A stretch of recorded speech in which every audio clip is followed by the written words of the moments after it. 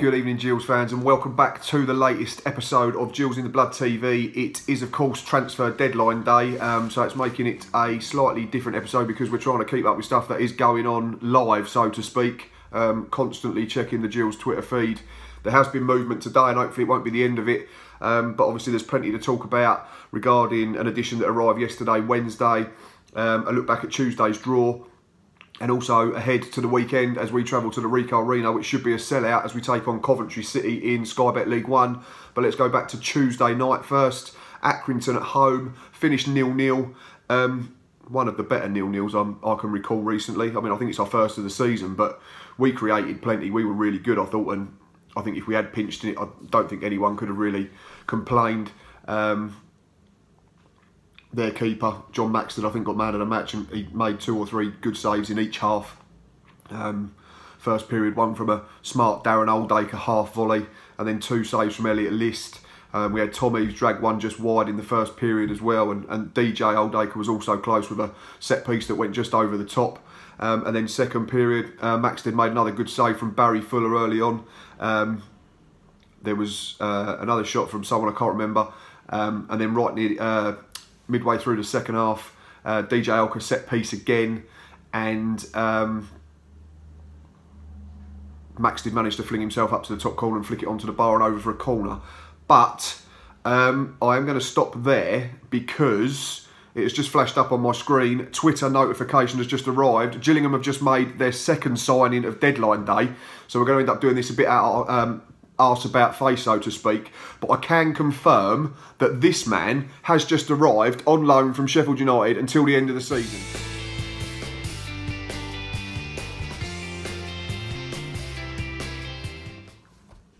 I've had to interrupt, obviously, talking about the Accrington game, but we have just signed Ricky Holmes on loan until the end of the campaign. He is currently out injured slightly, but should be back playing within the next couple of weeks. That's a fantastic move. If he's been injured, I know he was at Oxford at the start of the season and had a decent spell there, and they were excited about getting him, but this bloke comes with real pedigree, very good at Charlton. He's caused us problems plenty of times, stepped up to the Championship with Sheffield United, did all right at Oxford as well while he was fit. So kudos to the chairman, Paul Scally, and to the manager, Steve Lovell, and everyone else who's had something to do with this. This is a really, really good addition on deadline day. Ricky Holmes has arrived on loan until the end of the season. So yeah, back to Accrington briefly. Just to sum up, I thought we were the better side. I know they had one cleared off the line second half when Tom Eaves managed to dig one out from a header that Thomas Holy wasn't getting near, but Holy himself only probably made 1 or 2 saves. But yeah, an entertaining 0-0. If we'd pinched it, I don't think many people could have complained, but it could be a crucial point coming into the season. Anyway, sorry to interject with that news, but that was breaking news as I filmed. So Ricky Holmes in, and also earlier today, this man came in as well on loan for the rest of the campaign.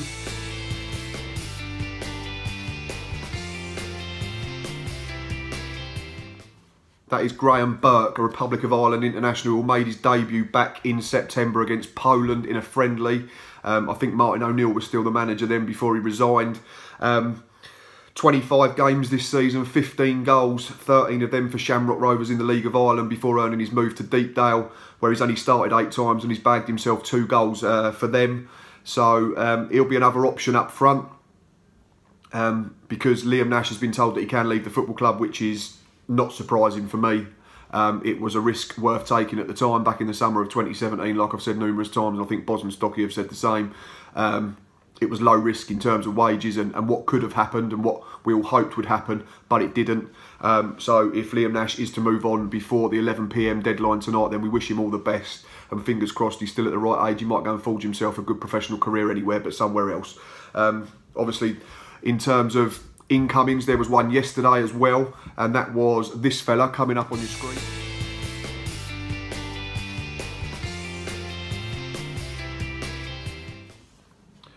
That is versatile attacking midfielder Billy King, who arrives on loan until the end of May, beginning of June, from Scottish Championship outfit Dundee United.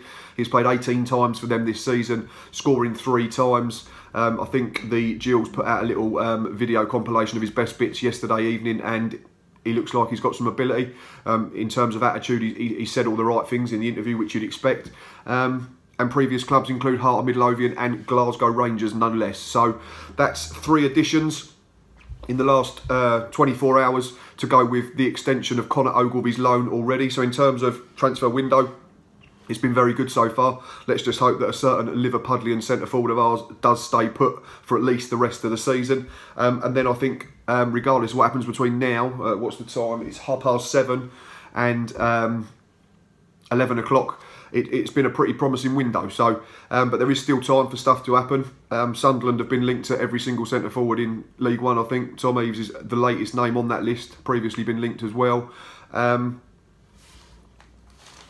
yeah, in terms of the Medway Messenger, back to Tuesday a little bit, and Lovell said he told the players just to go out and enjoy themselves after the poor performance, the previous home game against Walsall when we looked dead stiff. He said, I just said to them before the game, go out and enjoy it. I tell you every week to enjoy it, but I don't think some of you do. You put too much pressure on yourselves. It is a game of football. Go out and express yourself and go out and enjoy playing. There was plenty that were really good. I thought Gabriel Zakwani was back to his best defensively. I thought Barry Fuller slotted straight back in and was really, really impressive. Josh Reese was really good again, and I thought Elliot List and Brandon Hanlon caused Accrington loads of problems with their pace, and on another day both could have scored. Tom Eaves could have scored as well, but it wasn't to be. It was 0-0, but that's enough about that. Just sum it up quickly with Luke Cordell's last paragraph of his match report, where he says, tough games against Barnsley and Sunderland await, along with an improving Scunthorpe, but who knows what to expect from this Jules team. With some new faces, expected encouraging signs on show, the Jules could be going forward with a spring in their step. And obviously we've got 3 in since then, so there's going to be plenty of competition and plenty of options in attacking areas. But yeah, that's enough about the week. Saturday, we travel here to the Midlands to visit this place.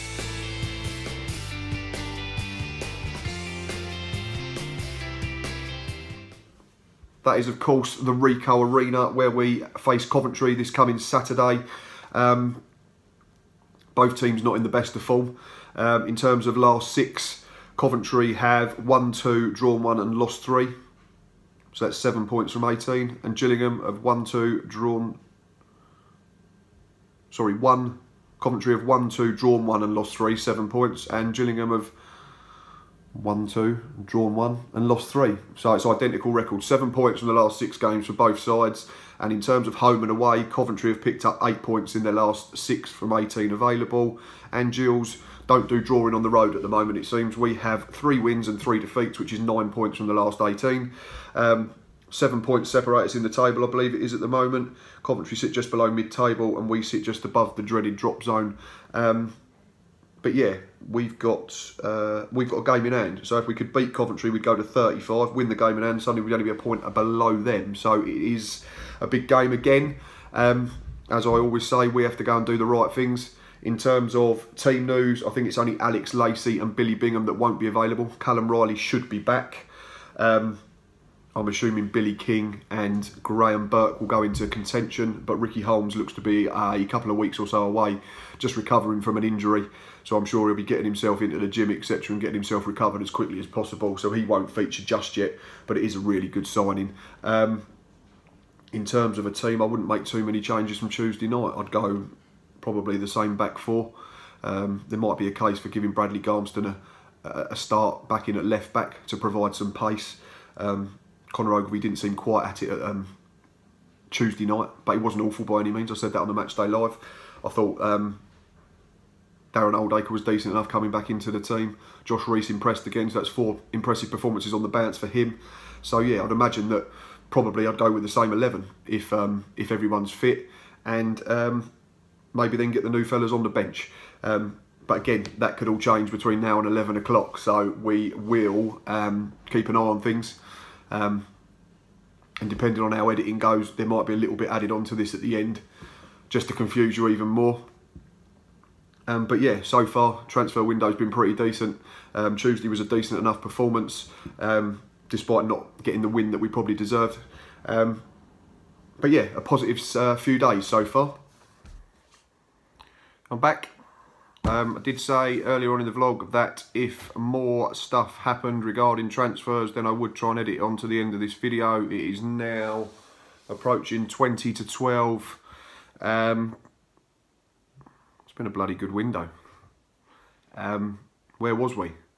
Earlier on in the blog, Ricky Holmes had just arrived, did Accrington, did team news for Saturday, didn't do a prediction, so I will do that because I forgot in amongst all the transfer shenanigans that was going on. So I am going to say at the Rico Arena on Saturday it will finish Coventry 1, Gillingham 2. I'm going to say we're going to get a bit of bounce from the new signings that have arrived, which was, when I left you, Billy King on loan from Dundee United, Graham Burke on loan from Preston North End, and Ricky Holmes on loan from Sheffield United. But there's been 2 more this evening. Credit to the Gills media team, the chairman, the manager, the secretary and everyone else who was there. They have worked long into the night. A bit of a watershed day in terms of transfer windows for us. I can't recall a transfer deadline day where we've bought in 5, especially a January one. And the 4th one to arrive a couple of hours ago was this man coming up on your screen.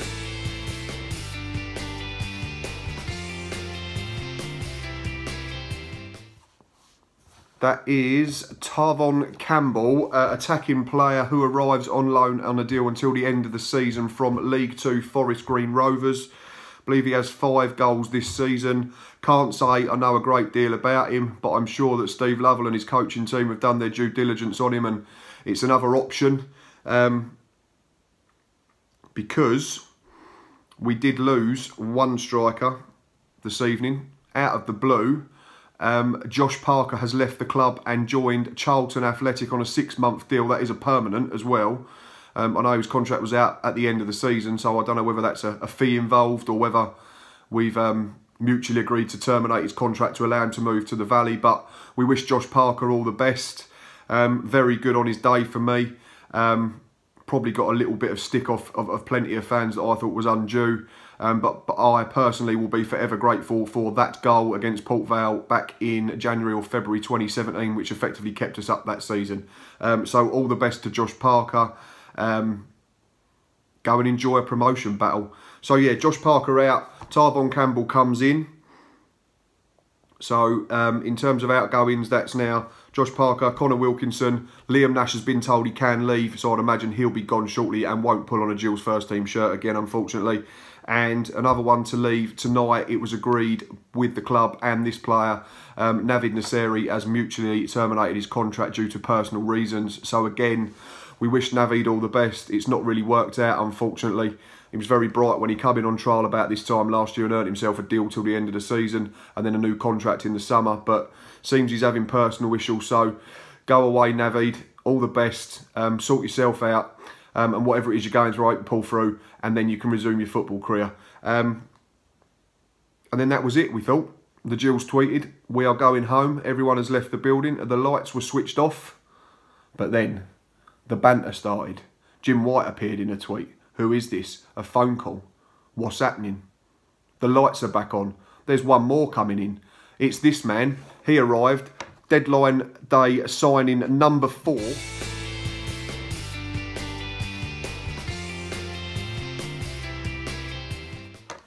That is central midfielder Leonardo da Silva Lopez, who arrives again on loan till the end of the season from Championship side Wigan Athletic.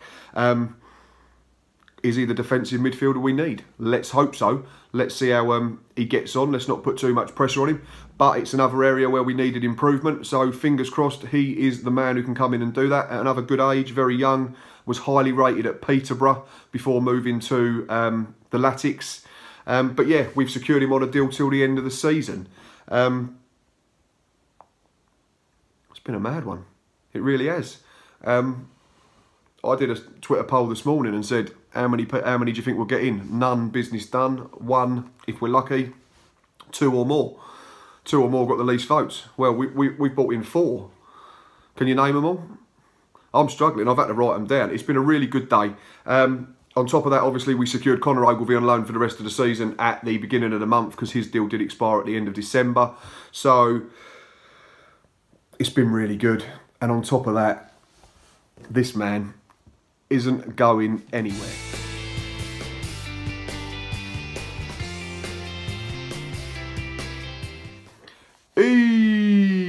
Giggs, the big man, stays. Confirmed himself on social media tonight that he was not going anywhere. There were rumours that Sunderland were trying to make a late bid, but they ended up signing Keziah Sterling on loan from Tottenham, the youngster.